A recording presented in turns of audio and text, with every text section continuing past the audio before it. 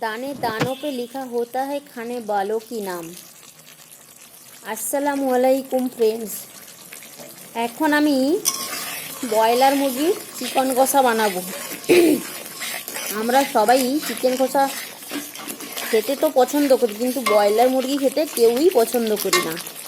তাই আমি আজকে এমন একটা পদ্ধতি দেখেছি, মানে ফেসবুক থাকতে থাকতে ইউটিউব থাকতে থাকতে কোনো চিন্তা করার প্রয়োজন নেই যে রান্না আমি করতে পারবো না, জানি না, এই সব অজুহাত দেখালে চলবে না। তাই আমি এক্সপিরিয়েন্স উইথ প্রিয়া আপুর এক্সপিরিয়েন্সটারে কপি করতাছি। মানে উনি যে ব্রয়লার মুরগি রান্নার পদ্ধতিটা দেখাইছিলেন, ঠিক ওই রকম পদ্ধতি অনুসরণ করিয়া আজ আমি ব্রয়লার মুরগিটারে রান্না করতেছি।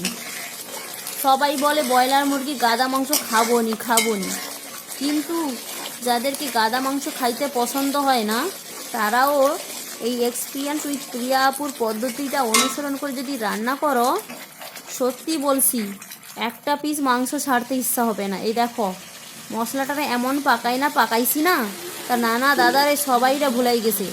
এখন দেখো মাংসটারে এমন চুবাইছি মশলায়, তার একটাও পার্টস বাকি নেই। তার অন্তরে মশলাগুলা এমন ভেদাই গেছে, জীবনে আর বলবেনি যে গাদা মাংস খাবো নি। ঠিক আছে, তোমরাও যদি এরকম পদ্ধতি করে ব্রয়লার মুরগি রান্না করো, তাহলে তোমরাও ভুলে যাবে এই কথাটা যে আমি ব্রয়লার মাংস খাই না, গাদা মাংস খাই না, এই কথাগুলো আর বলবে না। তো এই পদ্ধতি দিয়ে রান্না করার জন্য তোমাদেরকে করতে হবে কি, এক্সপিরিয়েন্স উইথ প্রিয়া আপুর চ্যানেলে গিয়ে ভিডিওটা দেখে নিতে হবে। আমার থেকে যদি এরকম ভিডিও রান্না দেখতে চাও তাহলে কমেন্ট করে জানাবে, অবশ্যই আমি একটা ভিডিও তোমাদের জন্য নিয়ে আসবো। আর প্রিয়া আপুর টপ ফ্যান হিসেবে তো এতটুকু আমার অধিকার আছে। যাই হোক, আমি যে কথাটা বলেছিলাম যে দানে দানों पे লিখা होता है खाने वालों की नाम, এই কথাটা কতটা সত্য এটা তোমাদের কাছে আমি এক্ষুনি প্রমাণ করব। তো দেখো রান্নাটা তো আমার প্রায় কষাকষি ভালো করেই হয়ে গেছে। এখন যে তীব্র একটা সেন্ট পাওয়া যাচ্ছে না, ইচ্ছা হচ্ছে এক বাটি উড়িয়ে দিই এক্ষুনি, কিন্তু কী আর করবো, মজবুরি। নিজের বাড়িতে তো খেয়া নিলাম, মেয়ে সন্তান হইয়া জন্ম লিচ্ছি, বিয়ে শাদি আবার করি নাই।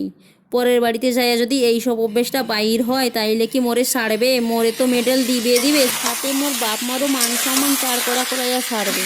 এই কথাটা মোর আম্মা অনেক আগে শিখাইছিল, তাই আমি নিজের লোভের উপর দয়া মায়া করিয়া তরস খাইয়া আর আমি খাইলাম না, রেখে দিলাম। তো এখন আমার তো পুরাপুরি কষাকষি কমপ্লিট হয়েছে। এই দেখো তরকারিটা কেমন হয়েছে দেখতে, কি মুখে পানি আসছে না? যেহেতু বাড়িতে কেউ ছিল না তাই আমিও না খেয়ে ঘুমিয়ে গেলাম। ঘুম থেকে উঠে দেখি 2 টুকরো মাংস বাদ দিয়ে পুরো কড়ার মশলা পর্যন্ত সাফ, মানে অতিরিক্ত মজা হওয়ার জন্য পেয়ে গেলাম সাজা। ভিডিওটি এতক্ষণ দেখার জন্য অসংখ্য ধন্যবাদ। আল্লাহ হাফেজ।